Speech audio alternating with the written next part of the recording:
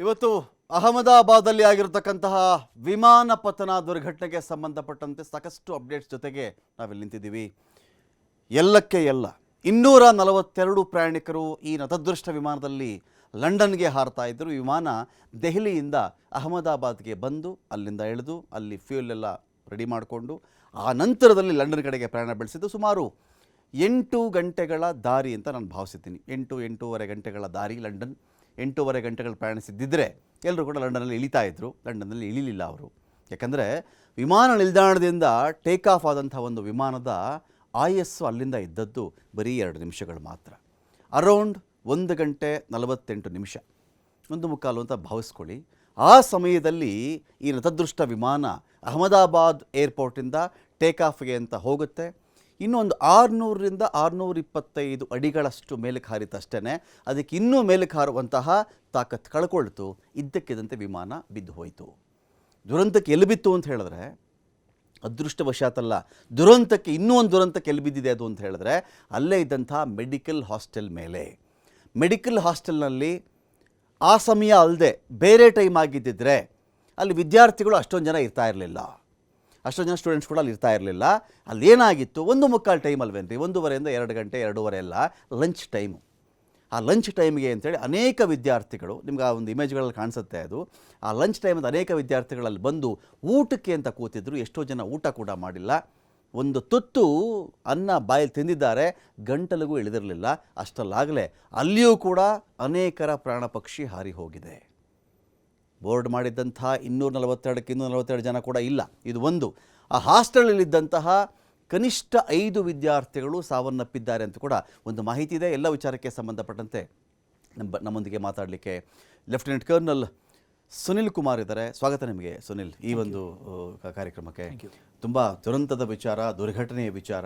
ಸುಮಾರು 242 ಜನ ಅಂದರೆ ಅದೇನಾಯಿತು, ನಾನು ನೋಡಿದ ತಕ್ಷಣ ಅನ್ನಿಸ್ತು ಒಂದು ಬಾಂಬ್ ಬಿದ್ದಂಗೆ ಆಯ್ತದು. ಖಂಡಿತ ಒಂದು ಬಾಂಬ್ ಟೇಕ್ ಆಫ್ ಆಗಿದೆ, ಬಿತ್ತು. ಆಮೇಲೆ ನನ್ನ ಪ್ರಾರ್ಥನೆ ಇತ್ತು, ನಾನು ಅದು ಆ ಸ್ಟೋರಿ ಬ್ರೇಕ್ ಆದಾಗಿಂದ ನಾನು ಆನರಲ್ಲಿದ್ದೆ. ನನ್ನ ಪ್ರಾರ್ಥನೆ ಇತ್ತು 110 ಜನ ಸಾವು ಅಂತ ಸ್ಟಾರ್ಟಿಂಗ್ ಬರೋಕ್ಕೆ ಶುರುವಾಯಿತು. 22 ಜನ ಅಂತ ಬಂತು. ಇದರ ಮೇಲೆ ಇನ್ನೊಂದೇ ಒಂದು ಸಾವು ಜಾಸ್ತಿ ಆಯಿತು ಅಂತ ಕೂಡ ನಾನು ಓದದೇ ಇರಲಿ ಅಂತ ನನ್ನ ಆಶೆ ಇದ್ದಿದ್ದು. ಇನ್ನೂ ಜಾಸ್ತಿ ಆಯಿತು ಅಂತ. ಬಟ್ ಅದು ನೋಡಿದ ಮೇಲೆ ಕೆಲವು ಡೆಡ್ ಬಾಡಿಗಳು ಗಮನಿಸಿದೆ. ಆ ಸಿಡಿದಿತ್ತಲ್ಲ, ಇಲ್ಲಿ ಸಿಡಿದಿರೋದೊಂದು, ಆ ಸ್ಮೋಕ್ ಒಂದು, ಇನ್ನೊಂದು ಕಡೆ ಬಿದ್ದಿರ್ತಕ್ಕಂಥ ರಭಸ ಒಂದು, ಎಲ್ಲ ಸೇರಿ ಯಾರು ಉಳಿದಿಲ್ಲ ಅಂಥೇಳಿ. ಗುಜರಾತ್ನ ಎಕ್ಸ್-CM ವಿಜಯ್ ರೂಪಾನಿ ಕೂಡ ಅದೇ ಇದರಲ್ಲಿದ್ದರು. ಈ ಥರದ ಟ್ರ್ಯಾಜಿಡಿಗಳು ಏರ್ ಇಂಡಿಯಾದಲ್ಲಿ. ಇನ್ನೂ ನನಗೆ ಬೇಸರ ಅನಿಸಿದ್ದೇನು ಅಂದರೆ, ಇದೇ ಒಂದು ಫ್ಲೈಟಲ್ಲಿ ಒಬ್ಬ ಪ್ರಯಾಣಿಕ ದೆಹಲಿಯಿಂದ ಅಹಮದಾಬಾದ್ಗೆ ಬಂದಿದ್ದಾನೆ, ಆಕಾಶ್ ವತ್ಸ್ ಅಂತ ಹೇಳಿ. ಆ ಮನುಷ್ಯ ಈ ಫ್ಲೈಟ್ನ ಅವ್ಯವಸ್ಥೆಯ ಬಗ್ಗೆ ಟ್ವಿಟರಲ್ಲಿ ಟ್ವೀಟ್ ಮಾಡಿದ್ದಾನೆ. ಈ ಫ್ಲೈಟ್ ಏನಾಗಿತ್ತು, ಇದು ಯಾವ ಥರ ಇತ್ತು, ಇದರಲ್ಲಿ ಆ ಒಂದು ಮನೋರಂಜನಾ ಪರದೆಯಿಂದ ಹಿಡ್ಕೊಂಡು ಆ ಬಟನ್ಗಳಿಂದ ಹಿಡಿದು ಯಾವ್ಯಾವ್ದಿಷ್ಟು ಅವ್ಯವಸ್ಥೆಯಲ್ಲಿ ಇತ್ತು ಅಂತ ಟ್ವೀಟ್ ಮಾಡಿದ್ದಾನೆ. ಈಗಲೂ ಆ ಮನುಷ್ಯ ಹೇಳಿದ್ದಾನೆ, ಅವನೇ ವಿಡಿಯೋ ಮಾಡ್ಕೊಂಡು ಹಾಕಿರ್ತಕ್ಕಂಥ ಟ್ವೀಟು. ಅಂದರೆ ಒಂದಿಷ್ಟೊಂದು ಅವ್ಯವಸ್ಥೆಯಲ್ಲಿದ್ದಂಥ ಒಂದು ಪ್ಲೇನು, ಅದನ್ನು ನಾವು ಸೀಟಿನ ಮುಂದೆಯ ಮನೋರಂಜನಾ ಪರದೆಗೆ ಮಾತ್ರ ಸೀಮಿತ ಮಾಡಬೇಕಾಗತ್ತಾ, ಅಥವಾ ಎಂಟೈರ್ ಆ ಒಂದು ವಿಮಾನದಲ್ಲಿರ್ತಕ್ಕಂಥ ಅವ್ಯವಸ್ಥೆಗೂ ಅದನ್ನು ತಳುಕು ಹಾಕಬಹುದಾ ಅಂತ? ಹೌದು. ಮೊಟ್ಟ ಮೊದಲನೇದಾಗಿ ಯಾರ್ಯಾರು ಈ ಒಂದು ಕ್ರ್ಯಾಶಲ್ಲಿ ಇವತ್ತು ಅವರು ಪ್ರಾಣ ಕಳ್ಕೊಂಡಿದ್ದಾರೆ ಅವರಿಗೆ ಮತ್ತು ಅವರ ಫ್ಯಾಮಿಲೀಸ್ ಏನೇನಿದೆ, ನನ್ನ ಕೊಂಡೋಲೆನ್ಸಸ್ ಅವರಿಗೆ. ದೇವರು ಇದನ್ನು ತಡ್ಕೊಳ್ಳೋಂಥ ಶಕ್ತಿ ಕೊಡಲಿ. ಯಾಕಂತ ಹೇಳಿದ್ರೆ ಏರ್ ಕ್ರ್ಯಾಶ್ ಅಂತ ಹೇಳ್ಬಿಟ್ಟು ಏನಿರುತ್ತಲ್ಲ, ಜನರಲಿ ಅದರಲ್ಲಿ ಬದುಕು ಉಳಿಯೋ ಅಂಥ ಒಂದು ಚಾನ್ಸಸ್ ಏನಿರುತ್ತೆ almost zero. Okay, I should say. ಅಂದರೆ ಎಲ್ಲೇ ನಡೀಲಿ ಅದಾಗಬಾರ್ದು. ಬಟ್ ನಾನು ಒಬ್ಬ ಏರೋನಾಟಿಕಲ್ ಇಂಜಿನಿಯರ್ ಆಗಿ ನಾನು ಇದನ್ನು ಹೇಳ್ತಾ ಇದ್ದೀನಿ. ಏರ್ ಕ್ರ್ಯಾಶ್ ಅದನ್ನು ಸರ್ವೈವ್ ಆಗೋದು ತುಂಬ ಕಷ್ಟ. ಓಕೆ, ಅರ್ಥ ಆಯ್ತಾ? ಮೊದಲನೇದಾಗಿ. ಎರಡನೇದಾಗಿ ಯಾರು ಅದ್ರ ಬಗ್ಗೆ ಆ ವ್ಯವಸ್ಥೆಗಳ ಬಗ್ಗೆ ಟ್ವೀಟ್ ಮಾಡಿದ್ದಾರೆ, ನಾವು ಎಲ್ಲರೂ ಏರ್ ಇಂಡಿಯಾಲಿ ನಾವು ಓಡಾಡಿದ್ದೀವಿ. ಫಾರ್ ದಟ್ ಮ್ಯಾಟರ್ ನಾವು ಹೇಳ್ಕೋಬೋದು, Air India once upon a time that was pride, ನಮ್ಮ ದೇಶದ ಒಂದು ಹೆಮ್ಮೆ. ಅದು ಈಗಲೂ ಹೌದು. ಗೌರ್ಮೆಂಟಿಂದ ಈಗ ಮತ್ತೆ ಟಾಟಾ ಹತ್ರ ಅದು ವಾಪಸ್ ಬಂದಿದೆ, ತುಂಬ ನಡೀತಾ ಇರುತ್ತೆ. ದೆನ್ ನಾವು ಇದನ್ನು ಒಂದು ಬಿಗರ್ ಪಿಕ್ಚರ್ ಅಂತ ಹೇಳ್ಬಿಟ್ಟು ನಾವು ನೋಡಿದಾಗ, ಅದನ್ನು ನೀವೇ ಹೇಳಿದಾಗೆ ನಾವು ಅದನ್ನು ಬರೀ ಒಂದು ಪರದೆಗೆ ಮಾತ್ರ, ಅಂದರೆ ಒಂದು ಪರದೆಗೆ ನಾವು ಸೀಮಿತಪಡಿಸೋದು, ಇಲ್ಲ ಅಂತ ಹೇಳಿದ್ರೆ ಏರ್ ಕಂಡೀಷನಿಂಗ್ ಹೇಗೆ ನಡೀತಿದೆ ಅದಕ್ಕೆ ಸೀಮಿತಪಡಿಸೋದು, ಇಷ್ಟಕ್ಕೆ ಮಾತ್ರ ಸೀಮಿತಪಡಿಸಿ ನಾವು ನೋಡೋಕ್ಕಾಗಲ್ಲ. ನಾವು ಅದನ್ನು ಯಾವ ರೀತಿಯಲ್ಲಿ ನೋಡಬೇಕು ಅಂತ ಹೇಳಿದ್ರೆ, ಫ್ಲೈಟ್ ಟೇಕ್ ಆಫ್ ಆದಮೇಲೆ ಏನಾದರೂ ಟೆಕ್ನಿಕಲ್ ಇಶ್ಯೂ ಬಂತ, ಯಾಕಂತ ಹೇಳಿದ್ರೆ ಅದು ಇಂಟರ್ ಕಾಂಟಿನೆಂಟಲ್ ಫ್ಲೈಟ್ ಅದು. ಓಕೆ. ಇಟ್ ವಾಸ್ ಫ್ಲೈಯಿಂಗ್ ಲಂಡನ್ಗೆ ಹೋಗ್ತಾ ಇತ್ತು ಅದು. ಹೆವಿ ಲೋಡ್ ಆಫ್ ಫ್ಯೂಯಲ್ ಇರುತ್ತೆ ಅದರಲ್ಲಿ. ಓಕೆ. 8 ಗಂಟೆಗಳ ಕಾಲ 8 ಗಂಟೆ ಒಂದು ಫ್ಲೈಟ್ ಹೋಗಬೇಕು ಅಂತ ಹೇಳಿದ್ರೆ ಅದರ ಸ್ಪೀಡ್ ಬಂದು ಅಪ್ರಾಕ್ಸಿಮೇಟ್ಲಿ 0.89 ಮ್ಯಾಕ್ ಅಂದರೆ ಸೌಂಡ್ ಸ್ಪೀಡ್ ಹತ್ತಿರ ಒಂದು 900 km/h ಸ್ಪೀಡಲ್ಲಿ ಹೋಗುವಂಥ ಕೆಪಾಸಿಟಿ ಅದಕ್ಕೆ ಇರುತ್ತೆ ಏರ್ಕ್ರಾಫ್ಟ್ಗೆ. ಆ್ಯಂಡ್ ಲಾಂಗ್ ಹಾಲ್ ಫ್ಲೈಟ್ಸ್ ಇವೆಲ್ಲಾನು ಇಂಟರ್ನ್ಯಾಷನಲ್ ಫ್ಲೈಟ್ಸ್. ಓಕೆ. ತುಂಬ ಜನ ಪ್ರಯಾಣಿಕರಿದ್ರು, ಅದರಲ್ಲಿ ಲಗೇಜ್ ಇರುತ್ತೆ, ಲೋಡ್ ಇರುತ್ತೆ. ಸೊ ಆ ಒಂದು ಅದರಲ್ಲಿ ಫ್ಯೂಯಲ್ ಏನೈತಲ್ಲ that it self makes it A flying bomb. Okay. ಒಂದು ಎರಡನೇದು ಟೆಕ್ನಿಕಲ್ ಇಶ್ಯೂಸ್ ಯಾವ್ಯಾವ ರೀತಿಲಿ ಬರುತ್ತೆ ಅಂತಂದರೆ, ಈಗ ನಾವೊಂದು ಏರ್ಕ್ರಾಫ್ಟ್ನ ಸಿಸ್ಟಮ್ ಅಂತ ಹೇಳ್ಬಿಟ್ಟು ನಾವು ನೋಡಿದ್ರೆ ಅದರಲ್ಲಿ ಬೇರೆ ಬೇರೆ ಟ್ರೇಡ್ಸ್ ಇರುತ್ತೆ. ಓಕೆ. ಅದನ್ನು ಏರ್ ಫ್ರೇಮ್ ಅಂತ ಕರಿತೀವಿ. ಏರ್ ಫ್ರೇಮ್ ಅಂತ ಹೇಳಿದ್ರೆ ಸ್ಟ್ರಕ್ಚರ್ ಏನು ಬರುತ್ತೆ ಅದನ್ನು ನಾವು ಏರ್ ಫ್ರೇಮ್ ಅಂತ ಹೇಳ್ಬಿಟ್ಟು ಕರಿತೀವಿ. ದೆನ್ ಎಲೆಕ್ಟ್ರಿಕಲ್ ಸಿಸ್ಟಮ್ಸ್ ಇರುತ್ತೆ, ಏವಿಯಾನಿಕ್ ಸಿಸ್ಟಮ್ಸ್ ಇರುತ್ತೆ, ಎಂಜಿನ್ ಇರುತ್ತೆ, ಅದರಲ್ಲಿ ಕಂಟ್ರೋಲ್ ಸರ್ಫೇಸಸ್ ಎಲ್ಲ ಏನಿರುತ್ತೆ ಅದೆಲ್ಲನೂ ಬರುತ್ತೆ ಇದರಲ್ಲಿ. ಸೊ ಈ ಥರ ಡಿಫ್ರೆಂಟ್ ನಾವು ಸಿಸ್ಟಮ್ ಅಂತ ಹೇಳ್ಬಿಟ್ಟು ನಾವು ಅದನ್ನು ತಗೊಂಡಾಗ ಯಾವ ಸಿಸ್ಟಮ್ ಕ್ರಿಟಿಕಲ್ ಆಗಿ ಇದರಲ್ಲಿ ಪ್ರಾಬ್ಲಮ್ ಆಗಿದೆ. ಫ್ಲೈಯಿಂಗ್ ಬಾಂಬ್ ಅಂತ ಒಂದು ವರ್ಡ್ ಯೂಸ್ ಮಾಡ್ತಾ ಇದ್ರಿ.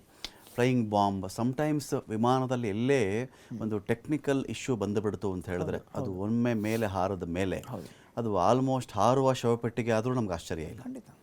ಫ್ಲೈಯಿಂಗ್ ಬಾಂಬ್ ಅಂತ ಹೇಳಿದ್ರಿ, ಅದು ಹಾರುವ ಶವಪೆಟ್ಟಿಗೆ ಆದರೂ ಕೂಡ ಆಶ್ಚರ್ಯ ಇಲ್ಲ. ಕೆಲವೊಮ್ಮೆ ಒಂದು ಸೀರೀಸ್ ಆಫ್ ವಿಮಾನ ಅವಘಡಗಳಾದಾಗ ಮಿಗ್ ವಿಚಾರಗಳಿಗೆ ಸಂಬಂಧಪಟ್ಟ ಇದು ಬಿಗ್ ವಿಮಾನ ಅಲ್ಲ, ಹಾರುವ ಶವಪೆಟ್ಟಿಗೆ ಅಂತ ಇದೇ ಭಾರತದಲ್ಲೇ ಕರೆಯಲಾಗಿದೆ. ಇಲ್ಲಿ ನೋಡಿ, ಒಂದು 800 ಅಡಿ ಅಥವಾ 850 ಅಡಿ ಮೇಲೆ ಅಕಸ್ಮಾತ್ ಹಾರಿದ್ದಿದ್ರೆ ಸ್ವಲ್ಪ ಟೆಕ್ನಿಕಲ್ ಇಶ್ಯೂಸ್ ಇದ್ದಿದ್ರು ಆ ವಿಮಾನ ಒಂದೊಂದು ಒಳ್ಳೆ ಲ್ಯಾಂಡಿಂಗ್ಗೆ ಅಥವಾ ಅದು ವಾಪಸ್ ಬರಲಿಕ್ಕೂ ಒಂದು ಅವಕಾಶ ಇರ್ತಾ ಇತ್ತು ಅಂತ ಹೇಳಿ. ಇದೇನಾಗುತ್ತೆ, ನಮಗೆ ಆ ಗುರುತ್ವಾಕರ್ಷಣ ಬಲವನ್ನು ದಾಟ್ಕೊಂಡು ಹೋಗೋ ಹಂತದಲ್ಲೇ ಎಷ್ಟು ಅಡಿ ಅದಕ್ಕೆ ಒಂದು ಬಿಗಿನಿಂಗ್ ಪಿಚ್ ಅಂತ ಸಿಗಬೇಕಾಗಿತ್ತು, ಅದೇ ಸಿಗದೆ ಸ್ಟೋನ್ ಥರ ಬಿದ್ದು ಹೋಯ್ತಿದ್ದು ಅಂತ. ಅದು ಆಲ್ಮೋಸ್ಟ್ ಸ್ಟೋನ್ ಥರನೇ. ಟ್ರೂ. ಅದು ಅಂದರೆ 625 ಫೀಟ್ ಅಂತ ಹೇಳ್ಬಿಟ್ಟು ಏನು ಕರೀತಾ ಇದೀವಿ, 625 ಅಡಿ ಅಂತ ನಾವೇನು ಕರಿತಿದ್ದೀವಿ, ಅದು ಏರ್ಕ್ರಾಫ್ಟ್ ಇದ್ದಿದ್ದು. ಓವರ್ ಆಲ್ಟಿಟ್ಯೂಡ್ ನಾವು ಅದನ್ನು ಡೆನ್ಸಿಟಿ ಆಲ್ಟಿಟ್ಯೂಡ್ ಅಂತ ಹೇಳ್ಬಿಟ್ಟು ನಾವು ಅದನ್ನು ನೋಡಿದ್ರೆ ಇದು ಸ್ವಲ್ಪ ಏರೋನಾಟಿಕಲ್ ಟೆಕ್ನಿಕಲ್ ಟರ್ಮ್ಸ್ ಇವೆಲ್ಲನೂ. ಸೊ ಡೆನ್ಸಿಟಿ ಆಲ್ಟಿಟ್ಯೂಡ್ ಅಂತ ಹೇಳ್ಬಿಟ್ಟು ನಾವು ನೋಡಿದ್ರೆ ಅದು ಬಂದು 825. ಯಾಕಂದರೆ ಅಹಮದಾಬಾದ್ ಬಂದು 200 ಫೀಟ್ ಅಬೋವ್ ಮೀನ್ ಸಿ ಲೆವೆಲ್ ಇದೆ. ಓಕೆ. ಸೊ ಅದು ಒಟ್ಟು 825 ಫೀಟ್ ಅಂತ ಹೇಳ್ಬಿಟ್ಟು ನಾವು ಅದನ್ನು ಕನ್ಸಿಡರ್ ಮಾಡೋದು. That's a different matter. ಅದರಲ್ಲಿ ಇದ್ದಿದ್ದ ಫ್ಯೂಯಲ್ ಇತ್ತಲ್ಲ, ಆ ಫ್ಯೂಯಲ್ ಹ್ಯೂಜ್ ಅಮೌಂಟ್ ಒಂದು.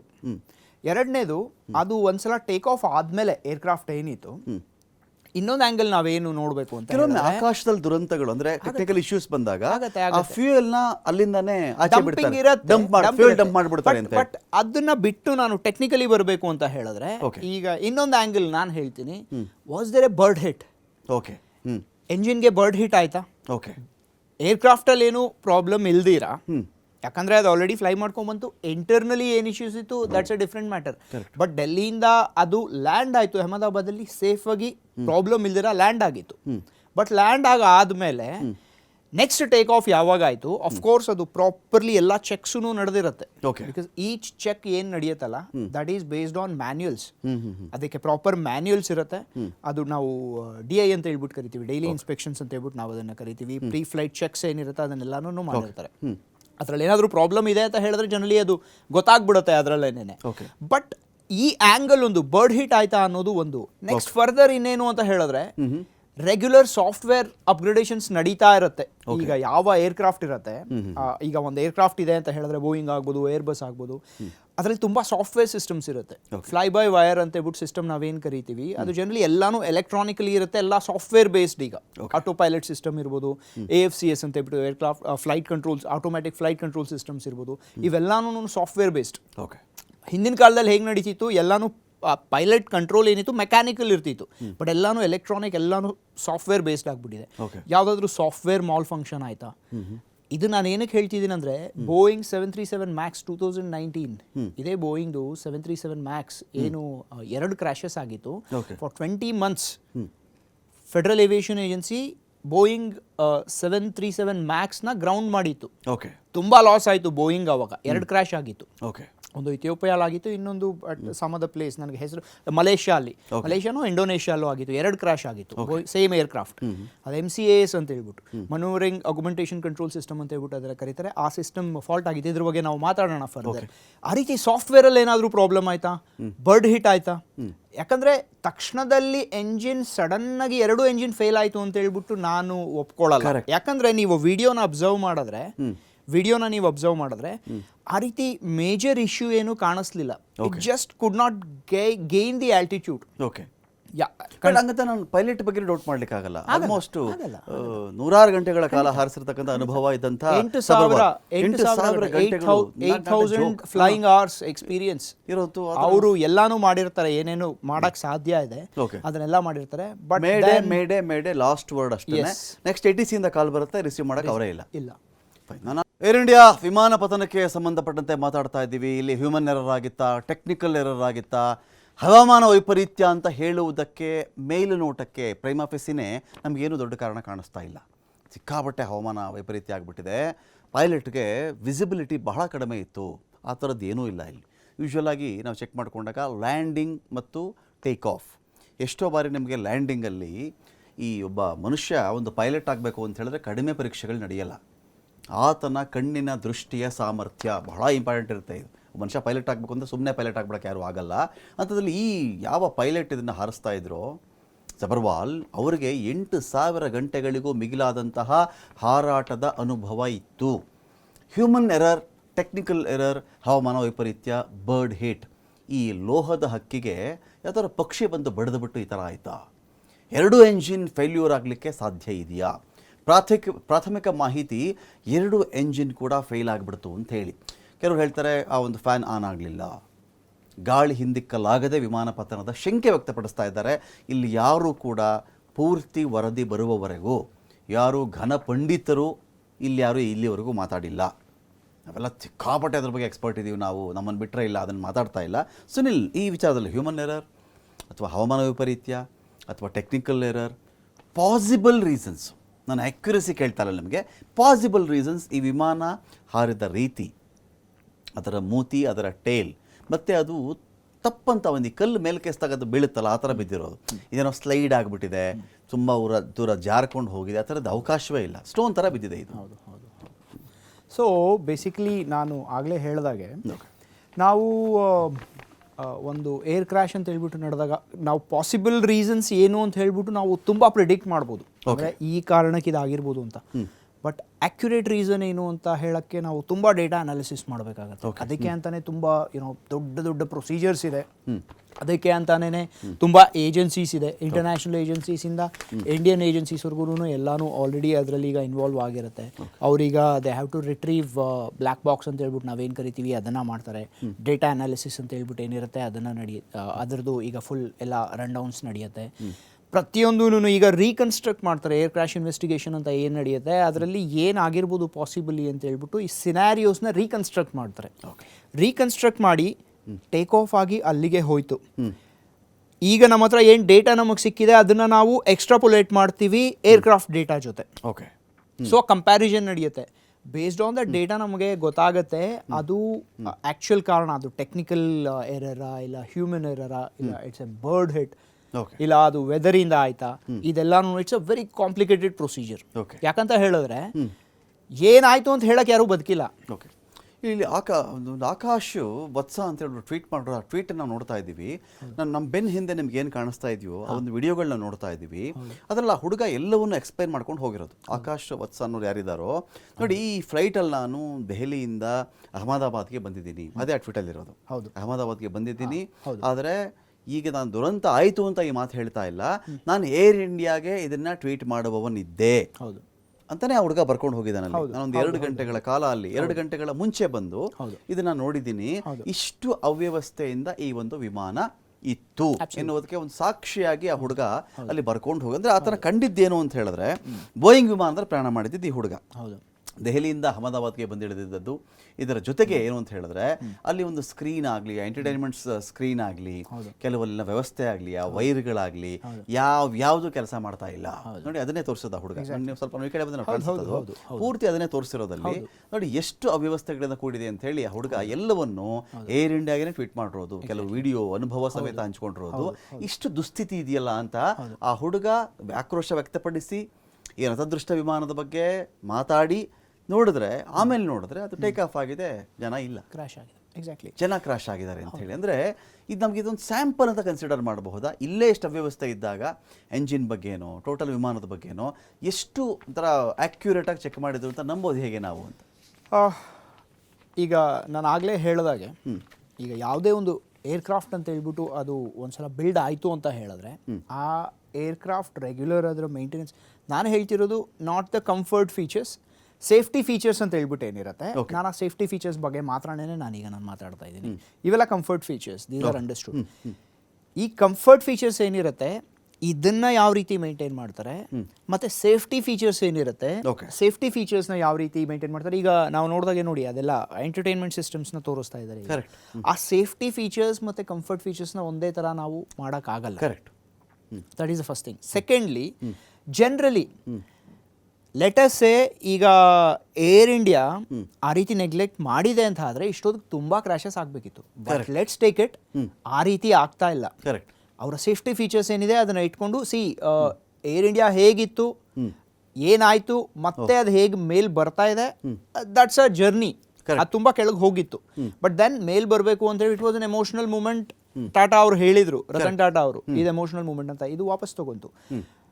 ಇದೆಲ್ಲಾನು ಬಿಟ್ಟು ನಾವು ನೋಡಿದಾಗ ಜನರಲಿ ಒಂದು ಮೇಂಟೆನೆನ್ಸ್ ಅಂತ ಹೇಳ್ಬಿಟ್ಟು ಏನು ನಡೆಯುತ್ತೆ ಅದರದ್ದು ರೆಗ್ಯುಲರ್ ಡೈಲಿ ಮೇಂಟೆನೆನ್ಸ್ ಇರ್ಬೋದು, ಇಲ್ಲ ಓವರ್ ಹಾಲ್ಸ್ ಆಗ್ಬೋದು, ಏನಿರ್ಬೋದು, ಇವೆಲ್ಲನೂ ಪ್ರಾಪರ್ ಪ್ರೊಸೀಜರ್ ಬೇಸ್ಡ್ ನಡೆಯುತ್ತೆ. ಅದರಲ್ಲಿ ಎರರ್ಸ್ ಇರಲ್ಲ. ಸೊ ಪ್ರಿಎಂಪ್ಟಿವ್ ನಾವೀಗ ಏನೂ ನಾವು ಡಿಸೈಡ್ ಮಾಡೋಕ್ಕಾಗಲ್ಲ, ಯಾಕಂದರೆ ಯಾರ ಹತ್ರನೂ ಏನೂ ಎವಿಡೆನ್ಸ್ ಇಲ್ಲ ಇದಕ್ಕೆ. ಬಟ್ ನಾವು ಏರ್ ಇಂಡಿಯಾ ಅಂತ ನೋಡಿದಾಗ ಸುನಿಲ್, ಈಗ 1950 ಅಲ್ಲಿಂದ ನಾನು ಇನ್ ಜನರಲ್ ಕನ್ಸಿಡರ್ ಮಾಡ್ಕೊಂಡ್ರು ಕೂಡ 8 ಬಾರಿ ಏರ್ ಇಂಡಿಯಾ ವಿಮಾನ ಈ ಥರ ಪತನ ಆಗಿರೋದು ನಾವು ಗಮನಿಸಿದ್ದೀವಿ. ಇಲ್ಲಿ ಮೇಜರ್ ನಾನು ಮಾತಾಡ್ತಿರೋದು ಇಲ್ಲಿ 5 ಘಟನೆ ಮುಂಬೈ ಪ್ರಯಾಣದ ಟೈಮಲ್ಲಿ ಆಗಿರೋದು. ಔಟ್ ಆಫ್ 8 5 ಘಟನೆಗಳಂತೂ ಮುಂಬೈ ಪ್ರಯಾಣ ಟೈಮಲ್ಲಿ ಆಗಿರತಕ್ಕಂಥ ಘಟನೆಗಳಿದ್ರಲ್ಲಿ ಇವತ್ತಿನ ಪ್ರಕರಣ ಸೇರಿ ಇಲ್ಲಿವರೆಗೂ ಏರ್ ಇಂಡಿಯಾದ ವಿಮಾನ ದುರಂತಗಳಲ್ಲಿ 1143 ಜನ ಪ್ರಯಾಣಿಕರು ಪ್ರಾಣ ಬಿಟ್ಟಿದ್ದಾರೆ. 1985 ಅಟ್ಲಾಂಟಿಕ್ ಸಾಗರದಲ್ಲಿ ಫ್ಲೈಟ್ ಬಿದ್ದು ಹೋಗುತ್ತೆ, 329 ಜನ ಸತ್ತಿದ್ರು ಅವತ್ತು. ಅದು ಬಿಟ್ಟರೆ ಹೈಯೆಸ್ಟ್ ಸಾವು ಇವತ್ತೇ ಆಗಿರೋದು, ಎರಡನೇ ಅತಿ ಹೆಚ್ಚು ಸಾವಾಗಿರೋದು ಇವತ್ತಿನ ಘಟನೆಯಲ್ಲಿಯೇ. ಅಂದರೆ ನಾವು ಈ ಒಂದು ವಿಚಾರದಲ್ಲಿ ನಾನು ಓವರ್ ಆಲ್ ಆಗಿ ಬೇರೆ ಫ್ಲೈಟ್ಗಳು ಬಿದ್ದೇ ಇಲ್ಲ, ಇದೊಂದೇ ಸರಿ ಇಲ್ಲ, ಆ ಆ್ಯಂಗಲಲ್ಲಿ ನಾನು ಮಾತಾಡ್ತಾ ಇಲ್ಲ. ಈ ಒಂದು ವಿಚಾರದಲ್ಲಿ ಸೇಫ್ಟಿ ಮೆಷರ್ ಅಂತ ಬಂದಾಗ ಏನು ಪ್ರಾಬ್ಲಮ್ ಇದ್ದಿರಬಹುದು ಇದರಲ್ಲಿ ಅಂತ ಟೆಕ್ನಿಕಲಿ ಅಂತ ಬಂದಾಗ, ಇದು ಪೈಲಟ್ ಕೈಲೂ ಇರಲಿಲ್ಲ, ಯಾರ ಕೈಲೂ ಇರಲಿಲ್ಲ. ಹೌದು, ಒಂದು ಹತಭಾಗ್ಯ ಫ್ಲೈಟ್ ಇದು ಲಂಡನ್ಗೆ ಹೊರಟಿತ್ತು ಅಂತ ಹೇಳಬಹುದಾ? ಹೌದು. ಏನಂತ ಹೇಳಿದ್ರೆ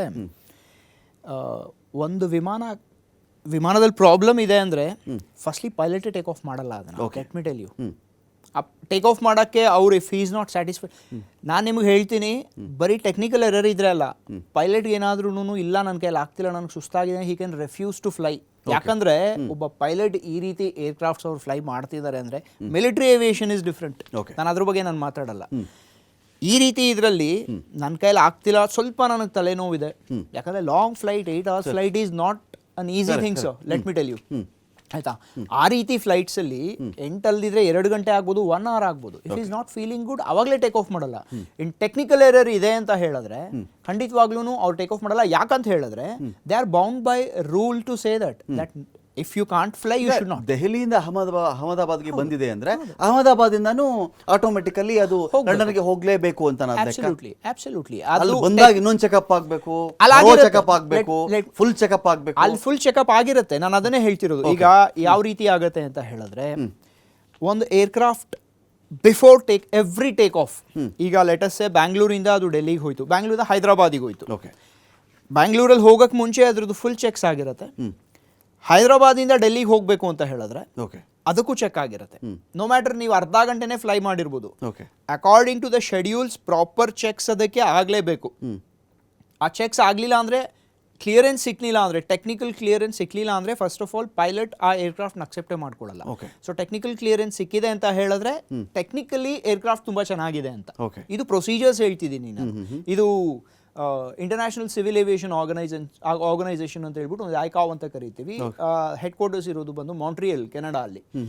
ಎಲ್ಲ ರೆಗ್ಯುಲೇಷನ್ ಏನಿದೆ for all aviation, for all aircrafts, be it military aircraft or be it the civil aircraft, ಎಲ್ಲದಕ್ಕೂ ಸರ್ಟಿಫಿಕೇಶನ್ಸ್ ಅಂತ ಏನಿರುತ್ತೆ ಎಲ್ಲಾನು ರೆಗ್ಯುಲೇಟ್ ಆಗೋದು ಅಲ್ಲಿಂದ. ಈಗ ಈ ಕ್ರ್ಯಾಶ್ ಆಗಿದೆಯಲ್ಲ, along with Indian agencies, International Civil Aviation Organization ಇಂದ ಈಗ ಕ್ರ್ಯಾಶ್ ಇನ್ವೆಸ್ಟಿಗೇಷನ್ ಅಲ್ಲಿಂದನೂ ಬರುತ್ತೆ. ಇದೊಂಥರ ಜಾಯಿಂಟ್ ಇನ್ವೆಸ್ಟಿಗೇಷನ್ ನಡೆಯುತ್ತೆ. ನಾಟ್ ಬಿಕಾಸ್ ಇಲ್ಲಿ ಏನ್ ಹೇಳ್ತಾರೆ ಫಾರಿನ್ ನ್ಯಾಷನಲ್ಸ್ ಇನ್ವಾಲ್ವ್ ಆಗಿದ್ದಾರೆ ಅಂತಲ್ಲ, ಯಾವುದೇ ಏರ್ಕ್ರಾಫ್ಟ್ ಕ್ರ್ಯಾಶ್ ಆದ್ರೂ ಇನ್ವೆಸ್ಟಿಗೇಷನ್ ಪ್ರೊಸೀಜರ್ ಒಂದೇ ಇರುತ್ತೆ. ಅದು ಡೊಮೆಸ್ಟಿಕ್ ಆಗ್ಬೋದು, ಇಂಟರ್ನ್ಯಾಷನಲ್ ಆಗ್ಬೋದು. ಸೊ ಆ ಒಂದು ರೀಸನ್ ಇಂದ ನಾನು ಆಗ್ಲೇ ಹೇಳಿದಾಗ ಪ್ರಿಯಂಪ್ಟಿವ್ ನಾವೇನು ಹೇಳೋಕ್ಕಾಗಲ್ಲ ಈಗ. ಓಕೆ. ಬಟ್ ದ ವೇ ನಾನು ನೋಡಿದ್ದು, ನನಗೆ ಇದು ಒಂದು ಹಿ ಲಾಸ್ಟ್ ಕಂಟ್ರೋಲ್. ಕಾರಣ ಏನು ಅಂತ ಗೊತ್ತಾಗಬೇಕು. ಪೈಲಟ್ ಲಾಸ್ಟ್ ಕಂಟ್ರೋಲ್, ಇಷ್ಟು ನನಗೆ ಕಾಣಿಸ್ತಿದೆ ನನ್ನ ಒಂದು ಎಕ್ಸ್ಪೀರಿಯನ್ಸ್ ಇಂದ. ಆಸ್ ಅನ್ ಏರೋನಾಟಿಕಲ್ ಇಂಜಿನಿಯರ್ ನಾನು ಹೇಳ್ತಾ ಇದ್ದೀನಿ, ಅದು ಕೆಳಗೆ ಹೋಗಿದ ರೀತಿ ನೋಡಿದ್ರೆ very fast it last the altitude. Last control. ನಾನು ಮತ್ತಷ್ಟು ಮೇಜರ್ ಬ್ರೇಕಿಂಗ್ ನ್ಯೂಸ್ ಇದು. ವಿಮಾನ ದುರಂತದಲ್ಲಿ ಒಬ್ಬ ಅಚ್ಚರಿಯ ರೀತಿಯಲ್ಲಿ ಪಾರಾಗಿದ್ದಾನೆ. ಈತನ ಜೀವ ಎಷ್ಟು ಗಟ್ಟಿ ಇದ್ದರೆ ಬದುಕಿದ್ದಾನೆ ಅಂತ ನೀವು ಅರ್ಥ ಮಾಡ್ಕೊಂಬಿಡಿ. ನಿಜವಾದ ಮೃತ್ಯುಂಜಯ ವಿಮಾನದ 11A ಇದು ಆ ಪ್ರಯಾಣಿಸಿದಂತಹ ಸೀಟಿನ ನಂಬರ್. ಕಣ್ಣು, ಎದೆ, ಕಾಲಿಗೆ ಸಣ್ಣ ಪ್ರಮಾಣದಲ್ಲಿ ಗಾಯ ಆಗಿದೆ. ಈ ವ್ಯಕ್ತಿ ಹೆಸರು ರಮೇಶ್ ವಿಶ್ವಾಸ್ ಅಂತ. 20 ವರ್ಷಗಳಿಂದ ಲಂಡನ್ನಲ್ಲಿ ವಾಸ ಇರತಕ್ಕಂಥದ್ದು. ಇದೇ ಮನುಷ್ಯ ಎಮರ್ಜೆನ್ಸಿ ಎಕ್ಸಿಟ್ ಇಂದ ಜಿಗಿದು ಪಾರಾಗಿರುವ ಬಗ್ಗೆ ಮಾಹಿತಿ ಇದೆ. ವಿಮಾನ ಬಿದ್ದ ಮೇಲೆ ಎಮರ್ಜೆನ್ಸಿ ಎಕ್ಸಿಟ್ನ ಕಡೆಯಿಂದ ಈ ಮನುಷ್ಯ ಹಾರಿಬಿಟ್ಟಿದ್ದಾನೆ. ಅಂದರೆ ನಿಮಗೆ ಅಪಾರ ಪ್ರಮಾಣದ ಬೆಂಕಿ, ಒಂದು ಕಡೆ ದೊಡ್ಡ ಪ್ರಮಾಣದಲ್ಲಿ ಬೆಂಕಿ ಆವರಿಸ್ಕೊಂಡಿತ್ತು, ದಟ್ಟವಾದಂಥ ಹೊಗೆ ಇರುತ್ತೆ. ನಿಮಗೆ ಎಷ್ಟೋ ಬಾರಿಯ ಬೆಂಕಿ ಕೊಲ್ಲದೇ ಇದ್ದರೂ ನಿಮ್ಮನ್ನು ಆ ಹೊಗೆನೇ ಸಾಕು, ಉಸಿರಾಡೋಕ್ಕಾಗಲ್ಲ ಅಲ್ಲ, ನಿಮ್ಮ ಲಂಗ್ಸ್ ಬ್ಲಾಕ್ ಆಗಿಬಿಡ್ತವೆ. ನಮ್ಮ ಬಾಡಿಗೆ ಬೇಕಿರೋದು ಆಕ್ಸಿಜನ್ ಅಲ್ವಾ, ಅದು ಸಿಕ್ಕಿಲ್ಲ ಅಂದಾಗ, ಅದು ಬೇರೆ ಶುರುವಾದಾಗ ಅದು ಬ್ಲಾಕ್ ಆಗುತ್ತೆ. ಆದರೆ ಈ ಮನುಷ್ಯ ಅದಕ್ಕೆ ಅವಕಾಶವೇ ಕೊಡದ ರೀತಿಯಲ್ಲಿ ಎಮರ್ಜೆನ್ಸಿ ಎಕ್ಸಿಟ್ಟಿಂದ ಜಿಗಿದು ಪಾರಾಗಿರೋದು, ಈ ಥರದ್ದು ಒಂಥರ ರೇರೆಸ್ಟ್ ಆಫ್ ದಿ ರೇರ್ ಅಂತ. ಇದೇ ಥರ ಎಷ್ಟೊಂದು ಜನ ಬದುಕಿದ್ರು ನಾನು ಖುಷಿ ಪಡ್ತಿದ್ದೆ. ಇದು ಹೇಗೆ ಅಂತ ಇದು ಸುನಿಲ್, ರಮೇಶ್ ವಿಶ್ವಾಸ್ ಬದುಕಿರೋ ಬಗ್ಗೆ. ಕಣ್ಣಿಗೆ, ಎದೆಗೆ, ಕಾಲಿಗೆ ಗಂಭೀರ ಸ್ವಲ್ಪದ ಗಾಯ ಆಗಿದೆ, ಇರಲಿ, ಆದರೆ ಔಟ್ ಆಫ್ ಡೇಂಜರ್ ಅನ್ನೋ ಲೆಕ್ಕದಲ್ಲಿ ಈ ಒಂದು ವಿಚಾರ ಬರುತ್ತೆ ಅಂತ. ಅದು ನಿಜವಾಗ್ಲೂ ಆಗಿದೆ ಅಂತ ಹೇಳಿದ್ರೆ it will be A miracle. ಬರೀ ಇದು ಒಂದು ಏರ್ ಕ್ರಾಶ್ ಅಂತಲ್ಲ, ಇದು it will be A miracle in aviation history. Okay. ಯಾಕಂದ್ರೆ ಯಾರು ಉಳಿದಿಲ್ಲ. ಏವಿಯೇಷನ್ ಹಿಸ್ಟ್ರಿಲೇ ಮಿರಾಕಲ್ ಆಗ್ಬಿಡುತ್ತೆ ಇದು. ಜನರಲಿ ಏರ್ ಕ್ರಾಶಸ್ ನಾನು ಆಗಲೇ ಹೇಳಿದಾಗೆ ಸರ್ವೈವ್ ಆಗೋದು ತುಂಬ ಕಷ್ಟ. ಮೋಸ್ಟ್ ಇಂಪಾರ್ಟೆಂಟ್ ಆಸ್ಪೆಕ್ಟ್ ಏನು ಅಂತ ಹೇಳಿದ್ರೆ, ಬಿದ್ದ ತಕ್ಷಣ ಅಷ್ಟು ಫ್ಯೂಯಲ್ ಇರುತ್ತೆ. 1,26,000 ಲೀಟರ್ ಅದರ ಫ್ಯೂಯಲ್ ಕೆಪಾಸಿಟಿ. ATF ಅದರ fuel capacity, aviation turbine fuel ಅಂತ ಕರಿತೀವಿ ನಾವು ಅದನ್ನು. ಅದರ ಫ್ಯೂಯಲ್ ಕೆಪಾಸಿಟಿ, ಅದರ ತೂಕವೇ ಅಷ್ಟಿರುತ್ತೆ. ಇಮ್ಯಾಜಿನ್ ಮಾಡ್ಕೊಳ್ಳಿ, 1,26,000 ಲೀಟರ್, 1,26,900 ಲೀಟರ್ ಅದರದ್ದು ಫ್ಯೂಯಲ್ ಕೆಪಾಸಿಟಿ. 2 ಮೇನ್ ಟ್ಯಾಂಕ್ಸ್ ಇರುತ್ತೆ, ಇನ್ನೊಂದು ಸೆಂಟರ್ ಟ್ಯಾಂಕ್ ಇರುತ್ತೆ. ಅಷ್ಟು ತಗೊಂಡು ಒಂದು ಏರ್ಕ್ರಾಫ್ಟ್ ಜಿಗಿಬೇಕು, ಹಾರಿದೆ ಅಂದ್ರೆ ಎಂಜಿನ್ ಅಲ್ಲಿ ಅದರಲ್ಲಿ ಥ್ರಸ್ಟ್ ಇನ್ ಎಷ್ಟು ಇರಬೇಡ ಅದನ್ನ ಹಾರಿಸ್ಬೇಕಂತ ಹೇಳಿದ್ರೆ, ಅಂಡ್ ಸಿಸ್ಟಮ್ ಎಷ್ಟು ರಗೆಡ್ ಇರಬೇಡ. ಅಂಡ್ ಇಫ್ ಹೀಸ್ ಸರ್ವೈವ್ ಆಗಿದ್ದಾರೆ ಅಂತ ಹೇಳಿದ್ರೆ ದೆನ್ ಇಟ್ಸ್ ಗ್ರೇಟೆಸ್ಟ್ ಮಿರಾಕಲ್. ಇದನ್ನ ನಾವು ಅದೇ ರೀತಿ ಕನ್ಸಿಡರ್ ಮಾಡ್ಕೋಬೇಕಾಗತ್ತೆ. 2 ಸೀಟ್ ನಂಬರ್ 11A ಅಂದರೆ ಅಲ್ಲಿ ಎಮರ್ಜೆನ್ಸಿ ಇದೆ ಅಂದರೆ somewhere he was in the front. Probably crash ಆದ ತಕ್ಷಣ ಬೆಂಕಿ ಕ್ಯಾಚ್ ಆಗಕ್ಕೆ ಮುಂಚೆ ಹಿ ಗಾಟ್ ದಟ್ ಆಪರ್ಚುನಿಟಿ, ಗೊತ್ತಾಗಿದೆ something is happening, he pulled it, came out. Probably ಇದಾಗಿರ್ಬೋದು, ಬಟ್ ಯು ನೆವರ್ ನೋ. ನಾವೇನೂ ಪ್ರಿಯಂಪ್ಟ್ ಮಾಡೋಕ್ಕಾಗಲ್ಲ. ಈಗ ಒಂದು ಸಿಚುವೇಶನ್ ಆಗಿದೆ. ಮೊರಾರ್ಜಿ ದೇಸಾಯಿ ಒಮ್ಮೆ ಈ ಥರ ಇದೇ ಫ್ಲೈಟಲ್ಲಿ ಟ್ರಾವೆಲ್ ಮಾಡ್ತಾ ಇದ್ರಂತೆ. ಅವಾಗ ಯಾರೋ ಸುಮ್ಮನೆ ಕಿಚಾಯಿಸಕ್ಕೆ ಒಂದು ಮಾತು ಕೇಳಿದ್ದು, ಅಕಸ್ಮಾತ್ ಈ ವಿಮಾನ ಬಿದ್ದು ಹೋಗ್ಬಿಟ್ರೆ ಏನು ಕತೆ ಮೊರಾರ್ಜಿ ದೇಸಾಯಿ ಅವರು ಅಂತ ಕೇಳಿದಾಗ ಅವ್ರು ಹೇಳಿದ್ರಂತೆ, ಸಾವು ಬರ್ಲಿಕ್ಕೆ ಮುಂಚೆ ನೀನು ಸಾಯೋಕ್ಕಾಗಲ್ಲ ಅಂತ. ಸಾವು ಬರ್ಲಿಕ್ಕಿಂತ ಮುಂಚೆ ನೀನು ವಿಮಾನ ಬಿದ್ದರೂ ಅಷ್ಟೇ, ಏನಾದರೂ ಅಷ್ಟೇ, ನೀನು ಸಾಯಕ್ಕಾಗಲ್ಲ ಅಂತ ಹೇಳಿದ್ರು. You are dead only when you are dead. Correct. ಅದಕ್ಕೆ ಮುಂಚೆ you are never dead before. ಆ ಥರ ಈ ಮನುಷ್ಯನ ಪಾಲಿಗೂ, ರಮೇಶ್ ವಿಶ್ವಾಸ್ ಅನ್ನೋ ವ್ಯಕ್ತಿಯ ಪಾಲಿಗೂ ಕೂಡ ಸಾವು ಬಂದಿಲ್ಲ ಅವರಿಗೆ. ಹಾಗಾಗಿ ಇದು ಮಿರಾಕಲ್ ಆಗಿ ಒಂದು ಅಚ್ಚರಿಯ ರೀತಿಯಲ್ಲಿ ಈ ದುರ್ಘಟನೆಯಿಂದ ಪಾರಾಗಿರ್ತಕ್ಕಂಥ ವ್ಯಕ್ತಿ ಅಂತ ಹೇಳಿ ನೋಡಿ. 1978 ಮುಂಬೈ ಕರಾವಳಿಯಲ್ಲಿ ವಿಮಾನ ಬಿದ್ದು ಹೋಗ್ಬಿಡುತ್ತೆ. 213 ಜನ ಸಾವನ್ನಪ್ಪಿದ್ರು. 1978 ಮಾತಾಡ್ತಾ ಇದ್ದೀನಿ ನಾನು. ಆಲ್ಮೋಸ್ಟ್ 46 ಇಯರ್ಸ್ ಹಿಂದೆ ನಡೆದಿರ್ತಕ್ಕಂಥ ಒಂದು ಘಟನೆ. ಇನ್ನೊಂದು ಕಡೆ 1988 ಅಹಮದಾಬಾದಲ್ಲಿ ಟ್ರಾಜಿಡಿ ಆಗುತ್ತೆ, 133 ಜನ ಸತ್ತಿರ್ತಾರೆ ಅವತ್ತು.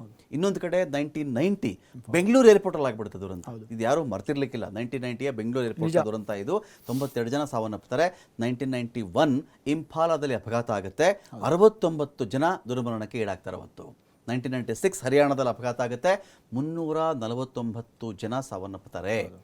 ಇನ್ನು 2010 ತೀರಾ ಇತ್ತೀಚಿನದು ಟೇಬಲ್ ಟಾಪ್ ಏರ್ಪೋರ್ಟ್ ಮಂಗಳೂರಲ್ಲಿ ಒಂದು ವಿಮಾನ ದುರಂತ ನಡೆದು ಹೋಗುತ್ತೆ. ಇವತ್ತು ಅದರ ಪ್ರತ್ಯಕ್ಷದರ್ಶಿಗಳು ಹೇಳ್ತಾರೆ, ಆ ಟೇಬಲ್ ಟಾಪ್ ಅಲ್ಲಿ ಆ ಪಕ್ಕದ ಒಂದು ಕಾಲೇಜು ಮೈದಾನದಲ್ಲಿ ಸಾಲಾಗಿ ಡೆಡ್ ಬಾಡಿ ಇಟ್ಟಿದ್ರಂತೆ. ಅಲ್ಲಿನ ಶಾಲೆಯ ಮಕ್ಕಳು, ಆ ಕಾಲೇಜಿನ ಮಕ್ಕಳು ಕೂಡ ಎಷ್ಟೋ ಜನ ಇವತ್ತಿಗೂ ಆ ಒಂದು ಭಯದಿಂದ ಆಚೆ ಬಂದಿಲ್ಲ. ನೀವು ಇಮ್ಯಾಜಿನ್ ಮಾಡ್ಕೊಳ್ಳಿ, ಈಗ ಇಲ್ಲಿ 241 ಜನ ಸಾವನ್ನಪ್ಪಿದಾರಲ್ವಾ, ಸಾಲಾಗಿ ಆ ಹೆಣಗಳ ರಾಶಿಯನ್ನು ಇಟ್ಟುಬಿಟ್ರೆ ಅಲ್ಲಿ ಓಡಾಡೋರಿಗೆ ಒಂದು ಗಾಬರಿ ಆಗಿಬಿಡ್ತಾರೆ. ಆ ಟೇಬಲ್ ಟಾಪು ಅದರ ಮಿತಿ ಕಡಿಮೆ ಇರುತ್ತೆ. ನೀವು ಎಲ್ಲಿ ಯಾವ ಪಾಯಿಂಟಲ್ಲಿ ಬ್ಯಾಕ್ ವೀಲ್ ಲ್ಯಾಂಡ್ ಆಗಬೇಕು ಅಲ್ಲೇ ಲ್ಯಾಂಡ್ ಆಗಬೇಕು, ನೋಸ್ ಕಡೆಯ ವೀಲ್ ಎಲ್ಲಿ ಲ್ಯಾಂಡ್ ಆಗಬೇಕು ಅಲ್ಲೇ ಲ್ಯಾಂಡ್ ಆದರೆ ಮಾತ್ರ ಸೇಫ್ ಅಂತ. ಇಲ್ಲದೆ ಹೋದರೆ ಅದು ಜಾರ್ಕೊಂಡು ಹೋಗಿ ಪ್ರಪಾತಕ್ಕೆ ಉರುಳ್ಬಿಟ್ಟಿತ್ತು.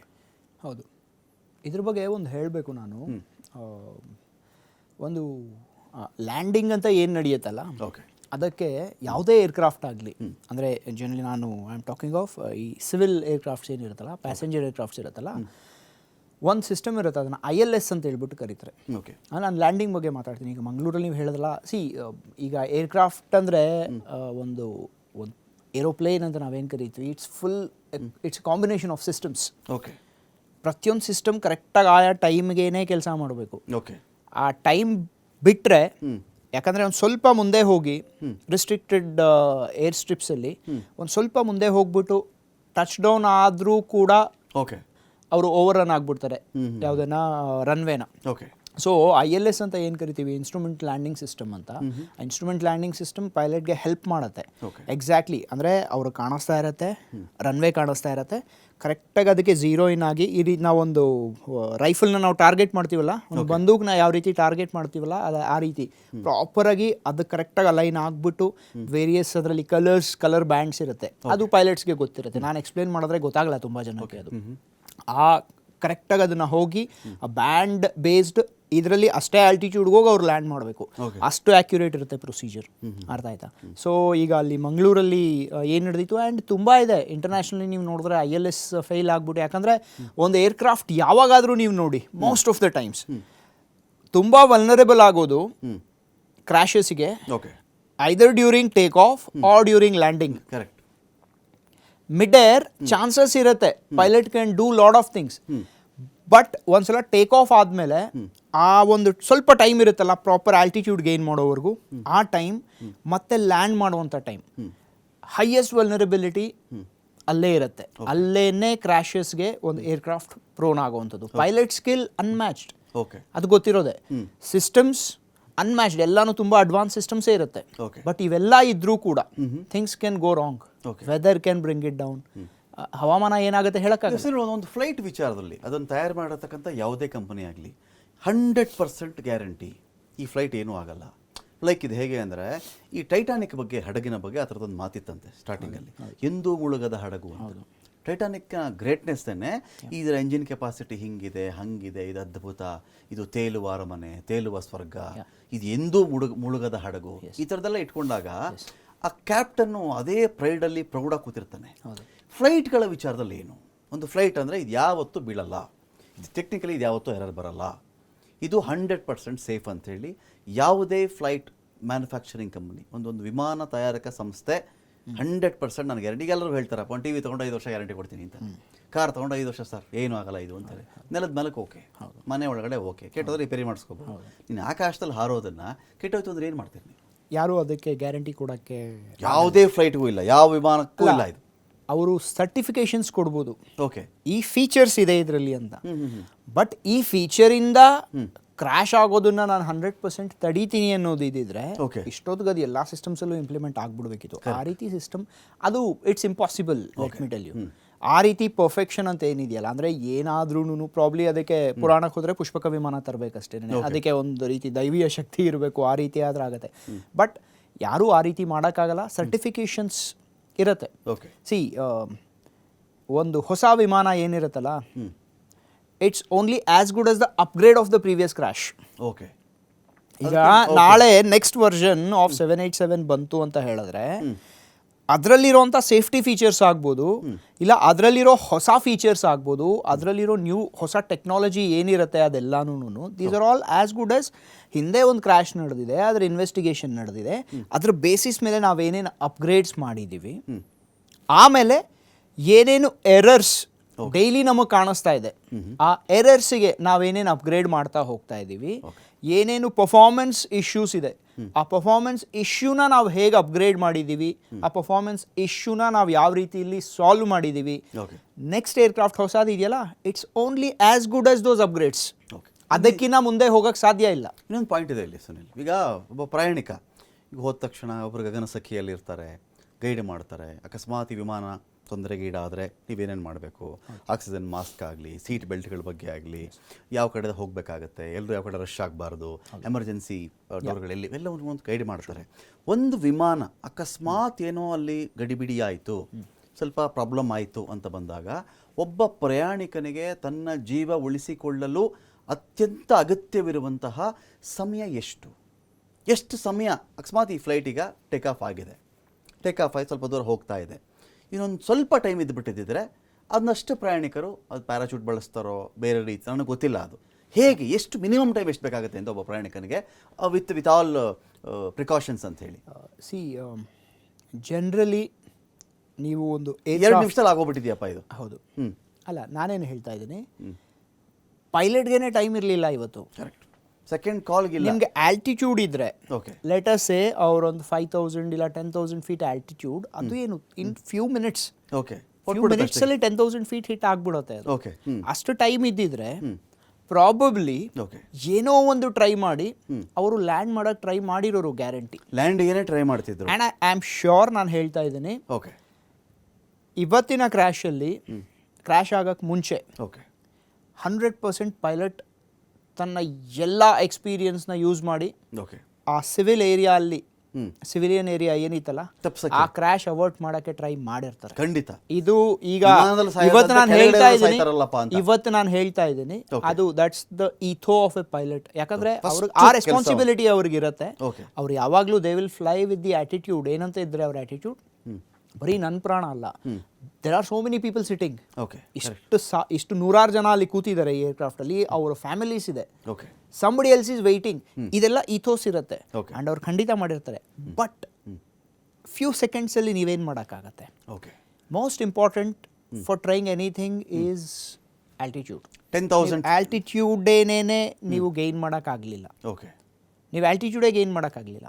625 feet is nothing for an aircraft. Correct. ಅದು ಹತ್ತತ್ರ ಎಷ್ಟೋ ಟನ್ ಗಟ್ಟಲೆ ಅದ್ರ ವೆಯ್ಟ್ ಇದೆ. ಐ ಡೋಂಟ್ ನೋ ಎಕ್ಸಾಕ್ಟ್ಲಿ ಅದ್ರ ವೆಯ್ಟ್ ಎಷ್ಟಿದೆ ಅಂತ. ಓಕೆ, ಅಷ್ಟು ಫ್ಯೂಯಲ್ ತೊಗೊಂಡು, ಅಷ್ಟು ಪ್ಯಾಸೆಂಜರ್ಸ್, ಅಷ್ಟು ಸಿಸ್ಟಮ್ಸ್, ಹೆವಿ ಎಂಜಿನ್ಸ್, ಅವ್ರದ್ದೆಲ್ಲ Luggage. ಕಾರ್ಗೋ, ಇದನ್ನೆಲ್ಲ ತೊಗೊಂಡು, ಐ ಮೀನ್ ಲಗೇಜ್ ತೊಗೊಂಡು, ಲಾಜಿಸ್ಟಿಕ್ಸ್ ತೊಗೊಂಡು ಅದು ಹಾರ್ತಿದೆ ಅಂತ ಹೇಳಿದ್ರೆ ಎಷ್ಟು ವೆಯ್ಟ್ ಇರ್ಬೇಡ. Okay. 625 ಫೀಟ್ ಅದಲ್ಲ. ಆಮೇಲೆ ಇಷ್ಟೇ ಅಂತ ನಾವು ಹೇಳಕ್ಕಾಗಲ್ಲ. Lot of factors plane. Okay. ಅಂದ್ರೆ ಈ 10,000 ಫೀಟ್ ಅಲ್ಲಿ ಇದ್ದಿದ್ರೆ ಆಗಿರ್ತಿತ್ತು. ಇನ್ ಜನರಲ್ ಯೋಚನೆ ಮಾಡೋದು, ಸ್ವಲ್ಪ ಮೇಲೆ ಇದ್ದಿದ್ರೆ ಒಂದಷ್ಟು ಪ್ರಯಾಣಿಕರಿಗೆ ಪ್ಯಾರಾಚೂಟ್ಗಳು ಲ್ಯಾಂಡ್ ಮಾಡಕ್ಕೆ ಟ್ರೈ ಮಾಡ್ಬೋದು. ಪ್ಯಾರಾಶೂಟ್ಸ್ ಇರಲ್ಲ sir, let me tell you. Parachutes general ಆಗಿ ಅದು ಇರಬೇಕು. But what I am trying to tell you is, parachutes ಹಾಕಿ ನೀವು ಅವ್ರನ್ನ ಆಚೆ ಕಳ್ಸಕ್ಕೆ ನೀವು ಎಲ್ಲಿಂದ, ಯಾವ ಆಲ್ಟಿಟ್ಯೂಡ್ ಇಂದ ಕೆಳಗಡೆ ಕಳಿಸ್ತೀರಾ ಅವ್ರನ್ನ? ಅವ್ರಿಗೆ ಲ್ಯಾಂಡ್ ಆಗಿ ಬರತ್ತಾ? ಎಲ್ಲಾರು ಪ್ಯಾರಾಶೂಟ್ಸ್ ಆಪರೇಟ್ ಮಾಡ್ಬಿಡ್ತಾರ? It is not going to happen like that. Parachutes ಇಟ್ಕೊಂಡು ಯಾರನ್ನು ಸಿವಿಲ್ ಏವಿಯೇಷನ್ ಅಲ್ಲಿ ಆಗಲಿ ಬಳಸಲ್ಲ ಅಂತ ಹೇಳಿ ಫೈಟರ್ ಜೆಟ್ಸ್ ಅಲ್ಲಿ ಇರುತ್ತೆ. ಅದು ಇನ್ ಬಿಲ್ಟ್ ಸಿಸ್ಟಮ್. ಲ್ಯಾಂಡ್ ಆದ್ರೇನೆ ಅವ್ರು ಸೇಫ್ ಅಂತ. ನೀವು ಟೇಕ್ ಆಫ್ ಆಗಬೇಕು, ನೀವು ಲ್ಯಾಂಡ್ ಆಗಬೇಕು, ಅಷ್ಟು ಬಿಟ್ಬಿಟ್ಟು there are no safety features available. ಸಣ್ಣ ಏರ್ಕ್ರಾಫ್ಟ್ಸ್ಗೆ BRS ಬ್ಯಾಲಿಸ್ಟಿಕ್ ರಿಕವರಿ ಸಿಸ್ಟಮ್ಸ್ ಅಂತ ಇರುತ್ತೆ. ಸಣ್ಣ ಏರ್ಕ್ರಾಫ್ಟ್ಸ್ ಪ್ಯಾರಾಶೂಟ್ ಓಪನ್ ಆಗಿ ಲ್ಯಾಂಡ್ ಆಗುತ್ತೆ. ನೀವು ನೋಡ್ಬೋದು, ತುಂಬಾ ವಿಡಿಯೋಸ್ ಇದೆ ಇದ್ರ ಮೇಲೆ. ನಾವು ಎಕ್ಸ್ಪೆರಿಮೆಂಟ್ಸ್ ಮಾಡಿದ್ವಿ. ಅಂದರೆ ನಾನು MTech ಮಾಡುವಾಗ ನನ್ನ ಪ್ರಾಜೆಕ್ಟ್ ಆಗಿತ್ತು ಅದು. ಓಕೆ. ಆಲ್ದೋ ನಾನು ಫೇಲ್ ಆದೆ ಆ ಪ್ರಾಜೆಕ್ಟ್, ನನ್ನ ಟೀಮ್ ಫೇಲ್ ಆಯಿತು. ಬಟ್ ಟು ಅನ್ ಎಕ್ಸ್ಟೆಂಟ್ ನಾವು ಸಕ್ಸಸ್ಸು ಆಗಿದ್ವಿ ಅದರಲ್ಲಿ. ಅಂದರೆ ತುಂಬ ಸಣ್ಣದೊಂದು ನಾವೇ ಒಂದು ಏರ್ಕ್ರಾಫ್ಟ್ ಮಾಡಿ ನಾವು ಹಾರ್ಸಕ್ಕೆ ಟ್ರೈ ಮಾಡಿದ್ವಿ. ಅದನ್ನು ಬ್ಯಾಲಿಸ್ಟಿಕ್ ರಿಕವರಿ ಸಿಸ್ಟಮ್ ಅಂತ ಕರೀತಾರೆ. ಅಂದರೆ ಸಣ್ಣ ಏರ್ಕ್ರಾಫ್ಟಲ್ಲಿ ಅದು ಅಕಸ್ಮಾತ್ ಕ್ರ್ಯಾಶ್ ಆಯಿತು, ಪವರ್ ಲಾಸ್ ಆಯಿತು, ಅದು ಮನ್ಯೂವರ್ ಆಗ್ತಿಲ್ಲ ಅಂತ ಹೇಳಿದ್ರೆ ಪ್ಯಾರಾಶೂಟ್ ಓಪನ್ ಆಗುವಂಥ ಸಿಸ್ಟಮ್ ತುಂಬ ಸಣ್ಣ ಏರ್ಕ್ರಾಫ್ಟ್ಸಲ್ಲಿ ಇದೆ. ಓಕೆ. ಬ್ಯಾಲಿಸ್ಟಿಕ್ ರಿಕವರಿ ಸಿಸ್ಟಮ್ ಅಂತ. ಅದು ಬೇಸಿಕ್ಲಿ ಮೈಕ್ರೋಲೈಟ್ ಫ್ಲೈಯಿಂಗ್ ಅದೆಲ್ಲ ನಡೆಯುತ್ತಲ್ಲ, ಮೈಕ್ರೋಲೈಟ್ಸ್ ಆಗುತ್ತೆ. ಇನ್ನೂ ತುಂಬ ಸಣ್ಣದು ಏರ್ಕ್ರಾಫ್ಟ್ಸ್ ಏನೇನಿರುತ್ತೆ, ಈ ಏರೋಬ್ಯಾಟಿಕ್ ಏರ್ಕ್ರಾಫ್ಟ್ಸ್ ಇರುತ್ತೆ, ತುಂಬ ಸಣ್ಣದೆಲ್ಲ. ನೀವು ಯೂಟ್ಯೂಬಲ್ಲಿ ನೋಡ್ಬೋದು, ಒಂದು ವಿಡಿಯೋ ಇದೆ, ಅದ್ರದ್ದು ಒಂದು ವಿಂಗ್ ಮುರಿದೋಗ್ಬಿಡುತ್ತೆ ಒಂದು ಏರ್ ಶೋ ಅಲ್ಲಿ at some altitude. BRS open ಆಗುತ್ತೆ, ಆ ಪ್ಯಾರಾಶೂಟಲ್ಲಿ ನಿಧಾನಕ್ಕೆ ಅದು ಲ್ಯಾಂಡ್ ಆಗುತ್ತೆ. ಪೈಲಟ್ ಬದುಕ್ಬಿಟ್ಟು ಈಚೆಗೆ ಬರ್ತಾನೆ ಅದರಿಂದ. ನಾವು ಇಮ್ಯಾಜಿನ್ ಮಾಡ್ಕೊಳ್ಳಿ ಅದಿಲ್ಲ ಅಂದಿದ್ರೆ. ಈಗ ಇಮ್ಯಾಜಿನ್ ಮಾಡ್ಕೊಳ್ಳಿ, ಇನ್ನೊಂದು ಇಷ್ಟು ವೆಯ್ಟ್ ಇರೋವಂಥ ಏರ್ಕ್ರಾಫ್ಟ್ಗೆ ನೀವು ಎಂಥ ಪ್ಯಾರಾಶೂಟ್ ಯೂಸ್ ಮಾಡ್ತೀರಾ? Who will build it? Correct. And lot of factors. Air India ವಿಮಾನ ಪತನ ವಿಚಾರಕ್ಕೆ ಸಂಬಂಧಪಟ್ಟಂತೆ ಸಾಕಷ್ಟು ಅಪ್ಡೇಟ್ಸ್ ಸಿಗ್ತಾ ಹೋಗ್ತಾ ಇದೆ. ಆಲ್ರೆಡಿ ವಿಮಾನಯಾನ ಸಚಿವರು ಸ್ಪಾಟಲ್ಲಿದ್ದಾರೆ. ಈ ಒಂದು ವಿಚಾರದಲ್ಲಿ ಅವರು ಕೂಡ ಸಾಕಷ್ಟು ವಿಷಯಗಳನ್ನು ಅಧ್ಯಯನ ಮಾಡ್ತಾ ಇರ್ತಾರೆ. ಅಲ್ಲಿ ಇನ್ನೊಂದು ಕಡೆ ಬಂದಾಗ ನಮಗಿಲ್ಲಿ ನಾನು ಸುನಿಲ್ ಅವ್ರು ಕೇಳಬೇಕು ಅಂತ ಇದ್ದೆ ಇದನ್ನು ನೋಡಿ. ಒಂದು ಏರ್ ಇಂಡಿಯಾ ವಿಮಾನ ಸಂಸ್ಥೆ ಆಪರೇಟರ್ಸು, ವಿಮಾನವನ್ನು ತಯಾರು ಮಾಡುವಂತಹ ಸಂಸ್ಥೆ ಬೋಯಿಂಗ್, ಅದೊಂದು ಸಂಸ್ಥೆ ಅಂತ ಬರುತ್ತೆ. ವಿಮಾನದ ನಿರ್ವಹಣೆ, ಪೈಲಟ್, ಇಷ್ಟೂ ವಿಚಾರಗಳಲ್ಲೂ ಕೂಡ ಒಂದು ಪರ್ಫೆಕ್ಷನ್ ಇದ್ದಾಗ ಮಾತ್ರ ಅದೊಂದು ಪರ್ಫೆಕ್ಟ್ ಆಗಿ ಒಂದು ನಡ್ಕೊಂಡು ಹೋಗ್ತಿರುತ್ತೆ ಆ ಇಡೀ ಸಂಚಾರ ಅಂತ. ಇದು ಹೇಗೆ ಇಲ್ಲಿ ಏರ್ ಇಂಡಿಯಾ, ಬೋಯಿಂಗ್ ಅದನ್ನು ಆಪ್ರೇಟ್ ಮಾಡೋದು, ಚೆಕ್ ಮಾಡ್ತಕ್ಕಂಥ ವ್ಯವಸ್ಥೆ ಇವೆಲ್ಲವೂ ಹೇಗಾಗುತ್ತೆ ಇಲ್ಲಿ ಅಂತೇಳಿ? ಇದ್ರ ಬಗ್ಗೆ ನಾನು ಮಾತಾಡಬೇಕು ಅಂತ ಹೇಳಿದ್ರೆ ಒಂಚೂರು ನಾನು ನಿಮ್ಮನ್ನ ಹಿಸ್ಟ್ರಿಗೆ ತೊಗೊಂಡು ಹೋಗ್ಬೇಕು. ತುಂಬ ಹಿಂದೆ ಅಂತ ಹೇಳ್ಬಿಟ್ಟು ನಾನು ಹೇಳ್ತಾ ಇಲ್ಲ, ಜಸ್ಟ್ 2018 ಮತ್ತು 19 ಟೈಮಿಗೆ ಮಾತ್ರನೇ ನಾವು ಹೋಗೋಣ. 2018 ಮಲೇಷ್ಯಾಲಿ ಬೋಯಿಂಗ್ 737 ಮ್ಯಾಕ್ಸ್ ಅಂತ ಹೇಳ್ಬಿಟ್ಟು ಒಂದು ಏರ್ಕ್ರಾಫ್ಟ್ ಕ್ರ್ಯಾಶ್ ಆಗುತ್ತೆ. Okay, it will plunge into the sea. Correct. ಸಮುದ್ರದ ಒಳಗಡೆ ಬಿದ್ದೋಗ್ಬಿಡುತ್ತೆ. ಸೇಮ್ ಇದೇ ಥರ ಟೇಕ್ ಆಫ್ ಆಗುತ್ತೆ. ಪ್ರಾಬಬ್ಲಿ ಒಂದು 10 ಮಿನಿಟ್ಸಲ್ಲಿ ಸಮುದ್ರದ ಒಳಗಡೆ ಬಿದ್ದೋಗುತ್ತೆ. Boeing 737 Max. ಓಕೆ, 316 ಇರಬೇಕಲ್ಲ, ಅದು ನಮ್ಮ 316 ಇರಬೇಕು. ಅದು ಇರುತ್ತೆ. ಐ ಮೀನ್ ಅದು ವೇರಿಯಸ್ ಆಪರೇಟರ್ಸ್ ಯಾರು ಬೇಕಾದರೂ ಇರ್ಬೋದು. ಓಕೆ, ಅದು ಒಂದು. Next cut to 2019. ಓಕೆ, ಇಥಿಯೋಪಿಯಾಲಿ ಇದೇ ಆಗುತ್ತೆ. ಲಯನ್ ಏರ್ವೇಸ್ ಅಂತ ಹೇಳ್ಬಿಟ್ಟು ಸೇಮ್ ಬೋಯಿಂಗ್ 737 ಮ್ಯಾಕ್ಸ್ ಏನಿದೆ ಅದು ಟೇಕ್ ಆಫ್ ಆಗಿ 10 ಮಿನಿಟ್ಸ್ ಒಳಗಡೆ ಬೀಳುತ್ತೆ. ಒಂದರಲ್ಲಿ ಅರೌಂಡ್ 160 ಏನೋ ಸಾಯ್ತಾರೆ ಜನ, ಇನ್ನೊಂದರಲ್ಲಿ ಹತ್ತತ್ರ 200+ ಅದರಲ್ಲಿ ಅಷ್ಟು ಜನ ಸಾಯ್ತಾರೆ. ಓಕೆ, ಇದೆಲ್ಲ ಆಗಿದ್ದು ಒಂದೇ ಒಂದು ಸಾಫ್ಟ್ವೇರ್ ಮಾಲ್ ಫಂಕ್ಷನ್ನಿಂದ. ಓಕೆ, ಇವೆರಡೂ ನಡೆದಿದ್ದು. ಓಕೆ. MCAS ಅಂತ ಕರೀತಾರೆ ಅದನ್ನು, ಮನ್ಯೂವರಬಿಲಿಟಿ ಕಂಟ್ರೋಲ್ ಆಗ್ಯುಮೆಂಟೇಷನ್ ಸಿಸ್ಟಮ್ ಅಂತ ಹೇಳ್ಬಿಟ್ಟು ಕರೀತಾರೆ. ಅರ್ಥ? MCAS ಅಂತ ಹೇಳ್ಬಿಟ್ಟು ಆ ಬೋಯಿಂಗಲ್ಲಿ ಏನಿತ್ತು ಅದನ್ನು ನಾನು ಈಗ ಅದನ್ನು ಎಕ್ಸ್ಪ್ಲೇನ್ ಮಾಡಬೇಕು ಅಂತ ಹೇಳಿದ್ರೆ ತುಂಬ ನಾನು ಡಿಸೈನ್ ಫೀಚರ್ಸ್ಗೆ ಹೋಗಬೇಕಾಗತ್ತೆ. ಪ್ರಾಬ್ಲಿ ಅದನ್ನು ಅರ್ಥ ಮಾಡ್ಕೊಳ್ಳೋದು ಕಷ್ಟ. ಬಟ್ ನಾನು ಸಿಂಪಲಾಗಿ ನಾನು ಹೇಳ್ಬೋದು ಅಂದರೆ, ಈಗ ಫಾರ್ ಎಕ್ಸಾಂಪಲ್ ಇದು ಏರ್ಕ್ರಾಫ್ಟ್ ಅಂತಂದರೆ ಕೆಳಗಡೆ ಇದ್ದಿದ್ದ ಎಂಜಿನ್ಸ್ ಇಲ್ಲಿ ಮೌಂಟ್ ಆಗಿರುತ್ತಲ್ಲ, ಇದು ಒಂದು ವಿಂಗ್ ಅಂತ ನಾವು ತೊಗೊಂಡ್ರೆ, ಏರ್ಕ್ರಾಫ್ಟ್ ವಿಂಗ್ ಅಂತ ನಾವು ತೊಗೊಂಡ್ರೆ, ಕೆಳಗಡೆ ಇದ್ದಂಥ ಒಂದು ಎಂಜಿನ್ ಏನಿತ್ತು ಒಂದು ಸ್ವಲ್ಪ ಮೇಲ್ಗಡೆಗೆ ತೊಗೊಂಬಂತು. ಬೋಯಿಂಗ್ 737 ಇಂದ ಅಪ್ಗ್ರೇಡ್ ಆಯಿತು ಬೋಯಿಂಗ್ 737 ಮ್ಯಾಕ್ಸ್ ಅಂತ. ಅದು ಕೆಳಗಡೆ ಇದ್ದಂಥ ಎಂಜಿನ್ನ ಒಂದು ಸ್ವಲ್ಪ ಮೇಲ್ಗಡೆಗೆ ತೊಗೊಂಬಂದ್ಬಿಡ್ತು. ಇದರಿಂದ ಏನಾಯ್ತಂದರೆ ಆಟೋಮ್ಯಾಟಿಕಲಿ ಈಗ ಒಂದು ಫ್ಲೈಟ್, ಈಗ ಇದು ವಿಂಗ್ ಅಂದರೆ ಫ್ಲೈ ಆಗೋ ಟೈಮಲ್ಲಿ ನೋಸ್ ಪಿಚ್ಚಪ್ ಆಗೋಕ್ಕೆ ಸ್ಟಾರ್ಟ್ ಆಯ್ತು. ಅಂದರೆ ಪೈಲಟ್ ಕಂಟ್ರೋಲ್ ಕೊಡ್ದಿರಾನೇ ಏರ್ಕ್ರಾಫ್ಟ್ ಮೇಲೆ ಹೋಗೋಕ್ಕೆ ಸ್ಟಾರ್ಟ್ ಆಯಿತು. ನೋಸ್ ಹೀಗೆ ನೋಸ್ ಅಪ್ ಆಗೋಕ್ಕೆ ಸ್ಟಾರ್ಟ್ ಆಯ್ತದು. ಇದನ್ನು ಕಂಟ್ರೋಲ್ ಮಾಡಬೇಕು ಅಂತ ಹೇಳ್ಬಿಟ್ಟು ಒಂದು ಸಾಫ್ಟ್ವೇರ್ ತೊಗೊಂಬಂದರು, MCAS ಅಂತ ಹೇಳ್ಬಿಟ್ಟು. ಇದು ನಡೆದು 2011 ಸ್ಟಾರ್ಟ್ ಆಗಿದ್ದು. It's A competition. ಏರ್ಬಸ್ ಮತ್ತು ಬೋಯಿಂಗ್ ಏನಿದೆಯಲ್ಲ, ಇವರಿಬ್ಬರು ಕಾಂಪಿಟೇಟರ್ಸ್, ಗ್ಲೋಬಲ್ ಕಾಂಪಿಟೇಟರ್ಸ್ ಇವರು. 2010-11 ಟೈಮಲ್ಲಿ ಏರ್ಬಸ್ ಏನು ಅಪ್ಗ್ರೇಡ್ಸ್ ಮಾಡ್ತು, ಅದರಿಂದ ಬೋಯಿಂಗ್ಗೆ ಲಾಸ್ ಆಗುತ್ತೆ ಅಂತ ಬೋಯಿಂಗ್ ಕೂಡ ತನ್ನ ಒಂದು ಇದನ್ನು ಅಪ್ಗ್ರೇಡ್ ಮಾಡ್ತು. ಇಟ್ಸ್ ಅ ಲಾಂಗ್ ಹಿಸ್ಟ್ರಿ, ನಮಗೆ ಟೈಮ್ ಸಾಕಾಗಲ್ಲ ಇದ್ರ ಬಗ್ಗೆನೇ ಒಂದು ಫುಲ್ ಡೇ ಡಿಬೇಟ್ ಮಾಡೋದು. ಆ ರೀತಿ ನಡೆಯುತ್ತೆ. ಆ ಒಂದು ಸಾಫ್ಟ್ವೇರ್ ಏನು ಮಾಡುತ್ತಂದ್ರೆ, ಈಗ ಫ್ಲೈಟ್ ಈ ರೀತಿ ಪಿಚ್ಚಪ್ ಆಗೋಕ್ಕೆ ಸ್ಟಾರ್ಟ್ ಆಗ್ತಿದೆ ಅಂದರೆ ಆಟೋಮೆಟಿಕಲಿ ಅದು ಪಿಚ್ ಡೌನ್ ಮಾಡುತ್ತೆ. ಇದು ಸಾಫ್ಟ್ವೇರ್. ನಾನು ಇವಾಗಲೇ ಹೇಳ್ದಲ್ಲ, ಫ್ಲೈ ಬೈ ವೈರ್ ಅಂತ. ಅದು ಕಂಟ್ರೋಲ್ ಏನಿರುತ್ತೆ ಸಿಸ್ಟಮ್, ಫ್ಲೈಟ್ ಕಂಟ್ರೋಲ್ ಸಿಸ್ಟಮ್ಸ್ ಏನಿರುತ್ತೆ ಅದನ್ನು ಪಿಚ್ ಡೌನ್ ಮಾಡ್ಸೋಕ್ಕೆ ಸ್ಟಾರ್ಟ್ ಆಗುತ್ತೆ. ಅಂದರೆ ಹೀಗಿರೋದು ಹೀಗಾಗುತ್ತೆ. ಈ ಎರಡೂ ಕ್ರ್ಯಾಶಲ್ಲಿ ಸಿಮಿಲಾರಿಟಿ ಏನು ಅಂತ ಹೇಳಿದ್ರೆ, ಆ ಸಾಫ್ಟ್ವೇರ್ ಪೈಲಟ್ ಮೇಲೆ ಟ್ರೈ ಮಾಡ್ತಿದ್ರೆ ಏರ್ಕ್ರಾಫ್ಟ್ನ, ಅಂದರೆ ಆಲ್ಟಿಟ್ಯೂಡ್ ಗೈನ್ ಮಾಡೋಕ್ಕೆ ಸ್ಟಾರ್ಟ್ ಮಾಡೋಣ. ನಾನು ಸಿಂಪಲ್ ಲ್ಯಾಂಗ್ವೇಜಲ್ಲಿ ನಾನು ಟೆಕ್ನಿಕಲ್ ಏನೂ ಯೂಸ್ ಮಾಡ್ತಿಲ್ಲ ಇಲ್ಲಿ. ಪೈಲಟ್ ಏರ್ಕ್ರಾಫ್ಟ್ನ ನಾನು ಈ ರೀತಿ ತೊಗೊಬೇಕು ಅಂದರೆ ಆ ಸಾಫ್ಟ್ವೇರ್ ಈ ರೀತಿ ಮಾಡೋಕ್ಕೆ ಸ್ಟಾರ್ಟ್ ಮಾಡ್ತು ಉಲ್ಟಾ. ಇದೇ ರೀಸನ್ನಿಂದ ಎರಡೂ ಕ್ರ್ಯಾಶ್ ಆಯಿತು, ವಿಚ್ ವಾಸ್ ಎಸ್ಟಾಬ್ಲಿಷ್ ಲೇಟರ್. ಅವ್ರು ಈ ಸಾಫ್ಟ್ವೇರ್ ಅಪ್ಗ್ರೇಡ್ಸ್ ಮಾಡಿದಾಗ ಪೈಲಟ್ಸ್ಗೆ ಏನೂ ಟ್ರೈನಿಂಗ್ ಕೊಟ್ಟಿರಲಿಲ್ಲ. 2 hours ಒಂದು ಐಪ್ಯಾಡಲ್ಲಿ ಟ್ರೈನಿಂಗ್ ಮಾಡಿಕೊಂಡು ಪೈಲಟ್ಸ್ ಬಂದಿದ್ರು ಇದಕ್ಕೆ ಏನು ಫ್ಲೈ ಮಾಡೋಕ್ಕೆ. ಈ ರೀತಿ ನಡೆದಿತ್ತು. ಅಂದರೆ ಬೇಸಿಕ್ಲಿ ಗ್ಲೋಬಲ್ ಕಾಂಪಿಟೇಷನಿಗೋಸ್ಕರ ನೀವು ಅಪ್ಗ್ರೇಡ್ಸ್ ಮಾಡೋಕ್ಕೆ ಸ್ಟಾರ್ಟ್ ಮಾಡಿದ್ರೆ ನಿಮ್ಮ ಏರ್ಕ್ರಾಫ್ಟ್ಸ್ನ, ಎಷ್ಟು ಜನದ ಪ್ರಾಣಗಳು ಹೋಗುತ್ತೆ ಅಂತ. ಸಾಲಿಡ್ ಲಾಸ್ ಆಯಿತು ಬೋಯಿಂಗಿಗೆ. ಆವಾಗ ಸಾಫ್ಟ್ವೇರ್ ಅಪ್ಗ್ರೇಡೇಷನ್ಸ್ ಏನಾಯಿತು, 20 months ಯಾರ್ಯಾರು ಆಪರೇಟರ್ಸ್ ಇದ್ರು ಗ್ಲೋಬಲಿ, ಬೋಯಿಂಗ್ ಏರ್ಕ್ರಾಫ್ಟ್ ಏನೇನಿತ್ತು, ಬೋಯಿಂಗ್ 737 ಮ್ಯಾಕ್ಸ್ ಯಾರ್ಯಾರ ಹತ್ರ ಇತ್ತು, ಯಾವ ಏರ್ಕ್ರಾಫ್ಟ್ ಆಪರೇಟರ್ ಬೇಕಾದ್ರೂ ಆಗ್ಬೋದು. ಅದು ಏರ್ ಇಂಡಿಯಾ ಆಗ್ಬೋದು, ಇಂಡಿಗೋ ಆಗ್ಬೋದು, ಸ್ಪೈಸ್ ಜೆಟ್ ಆಗ್ಬೋದು, ನೀವು ಗ್ಲೋಬಲಿ ಹೋದರೆ ಬ್ರಿಟಿಷ್ ಏರ್ವೇಸ್ ಆಗ್ಬೋದು, ಇಲ್ಲ ಎತಿಹಾದ್ ಆಗ್ಬೋದು. ಯಾರ್ಯಾರ ಹತ್ರ ಬೋಯಿಂಗ್ 737 ಇತ್ತು ಎಲ್ಲ ಬೋಯಿಂಗ್ 737 20 months ಫ್ಲೈಯೇ ಮಾಡಲಿಲ್ಲ. ಈ ಎಲ್ಲ ಲಾಸ್ ಆಗಿದ್ದು ಬೋಯಿಂಗ್ಗೆ. ಕಾರಣ ಅವರು ಬೋಯಿಂಗ್ ಒಂದು ಸಾಫ್ಟ್ವೇರ್ ಅಪ್ಗ್ರೇಡೇಷನ್ ಅಂತ ಹೇಳ್ಬಿಟ್ಟು ಕೊಟ್ಟರೆ ಅದು ಗ್ಲೋಬಲಿ ಎಲ್ಲ ಏರ್ಕ್ರಾಫ್ಟಿಗೂ ಅಪ್ಲೈ ಆಗುತ್ತೆ, ಇಮ್ಮೆಟೀರಿಯಲ್ ಆಫ್ ಯಾವ ದೇಶದಲ್ಲಿ ಯಾವ ಕಂಪನಿ ಅದನ್ನು ಆಪರೇಟ್ ಮಾಡ್ತಿದೆ ಅಂತ. ಇನ್ನೊಂದು ನಮಗೆ ಗೊತ್ತಿಲ್ಲ ಈಗ ಇಲ್ಲೇನು ನಡೆದಿದೆ ಅಂತ, ಇದರದು ನಡೆಯುತ್ತೆ. ನಾನು ಅದೇ ರೀಸನ್ ಅಂತ ಹೇಳ್ತಿಲ್ಲ, ಬಟ್ ಆವಾಗ ಅದಾಗಿದೆ ಅಂದರೆ we can take a cue from it. ನಮ್ಗೆ ಅದೇ ರೀತಿ ಏನೋ ಒಂದು ಇದು ಸಾಫ್ಟ್ವೇರ್ ಅಪ್ಗ್ರೇಡೇಷನ್ ಇಶ್ಯೂಸ್ ಆಗಿರ್ಬೋದು, ಸಾಫ್ಟ್ವೇರ್ ಕೂಡ ಮಾಲ್ ಫಂಕ್ಷನ್ ಆಗಿರಬಹುದು.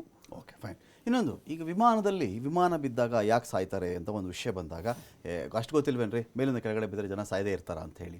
ಈ ಒಂದು ವಿಮಾನ ದುರಂತ ನಡೆದಿದೆಯಲ್ಲ, ಇದರಲ್ಲಿ ಇಷ್ಟು ಜನ ಸಾಯಲಿಕ್ಕೆ ಇದು ಅಕಸ್ಮಾತ್ ಕೆಲವು ವಿಮಾನಗಳು ಬೀಳ್ತವೆ, ಬೆಂಕಿ ಹೊತ್ಕೊಳ್ಳಲ್ಲ. ವಿಮಾನ ಅಪಘಾತಗಳಾಗುತ್ತೆ, ಬೆಂಕಿಯನ್ನು ಹೊತ್ಕೊಂಡಿರಲ್ಲ. ಇದರಲ್ಲಿ ಇದು ಆಲ್ಮೋಸ್ಟ್ ಒಂದು ಬಾಂಬ್ ಬಿದ್ದಂಗೆ ಆಯಿತು. ಬೆಂಕಿ ಕಾರಣ ಸತ್ತಿರೋದಾ ಅಥವಾ ಅದು ಬಿದ್ದಾಗ ಅದರ ಇಂಪ್ಯಾಕ್ಟ್ ಹೆಚ್ಚಾಗಿರೋದಾ, ಒಂದು ಕಟ್ಟಡಕ್ಕೆ ಅದು ಬಂದು ಗುದ್ದಿದೆಯಲ್ಲ, ಯಾವುದು ಜಾಸ್ತಿ ರೀಸನ್ನಿಂದ ಜನ ಸಾಯೋದು ಒಂದು ವಿಮಾನದಲ್ಲಿ? Most of the times aircraft ಸುಡುತ್ತೆ.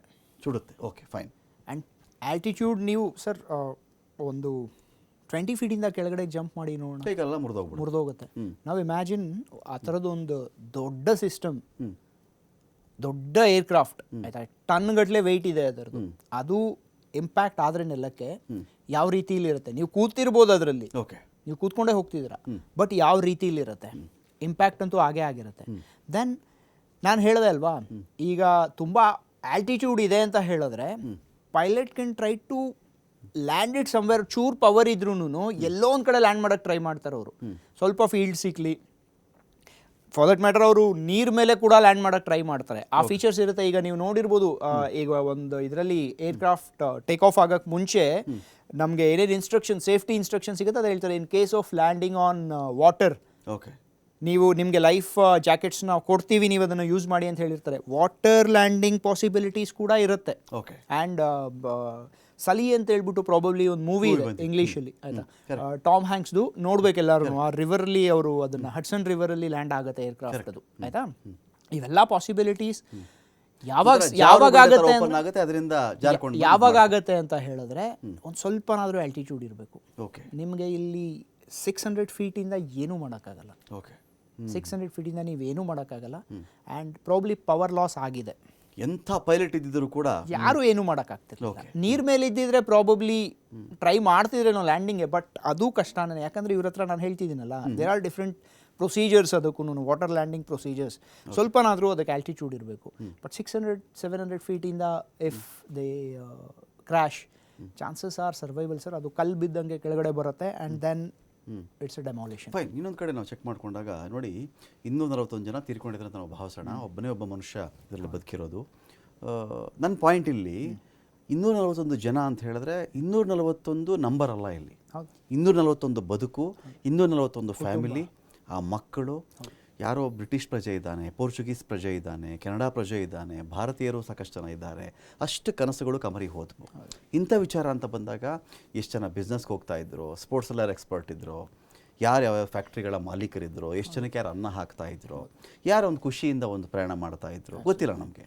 ಈ ಪರಿಹಾರದ ಪಾರ್ಟ್ ಅಂತ ಬಂದಾಗ ಈ 1,56,00,000 ರೂಪಾಯಿಗಳನ್ನು ಇಂಥ ವಿಮಾನ ಅಪಘಾತಗಳಲ್ಲಿ ಮಡಿದಂಥ ಮನುಷ್ಯನಿಗೆ ಆ ವಿಮಾನಯಾನ ಸಂಸ್ಥೆಗಳು ಕೊಡಬೇಕು ಅಂತ ಇದೆ.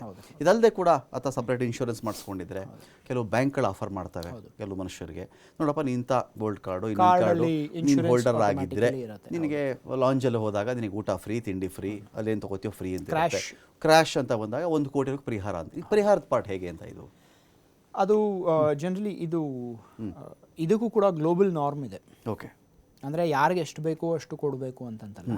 ಯಾಕಂದರೆ ಆಪರೇಟರ್ ಗ್ಯಾರಂಟಿ ಮೇಲೇ ಒಂದು, ಅಂದರೆ ಆಪರೇಟರ್ ಮ್ಯಾನುಫ್ಯಾಕ್ಚರರ್ ವರ್ಡ್ಸ್ ಏನಿದೆ, ಮ್ಯಾನುಫ್ಯಾಕ್ಚರರ್ ಗ್ಯಾರಂಟಿ ಮೇಲೆ ಆಪರೇಟರ್ ಏರ್ಕ್ರಾಫ್ಟ್ನ ಕೊಂಡ್ಕೋತಾನೆ. ಓಕೆ, ಆಪರೇಟರ್ ಗ್ಯಾರಂಟಿ ಮೇಲೆ ಒಬ್ಬ ಪ್ರಯಾಣಿಕ ಅದರಲ್ಲಿ ಕೂರ್ತಾನೆ.